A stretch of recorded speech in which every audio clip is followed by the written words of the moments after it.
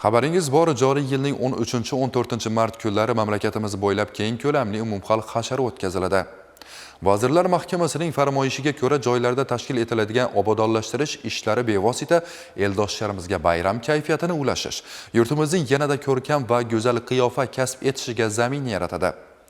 Yurt obodligi avvalo mahalladan boshlanadi shiori ostida bo'lib o'tadigan hasharda ko'chalar, xiyobonlar, ko'p qavatli binolar va qabristonlarni obod etish rejalashtirilgan. Vohamiz bo'ylab ushbu xayrli ishlar boshlab yuborildi.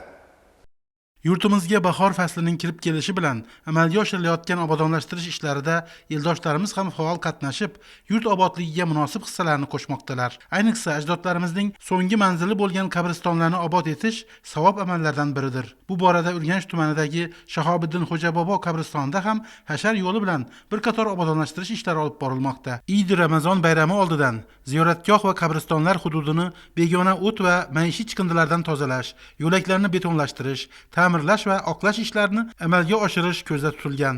Shuningdek, daraxt va gulzorlar sug'orilib, yangi ko'chatlar o'tkazilmoqda. Mahallamizni qariya nuroniylari hammasi shu yerda ishtirok qilib, obodonlashtirishga katta hissalarni qo'shib turibdilar. Endi qolaversa bu yerda ishchi xodimlar bor, shu qabristonni obod qilgan odam hech qachon kam bo'lmaydi.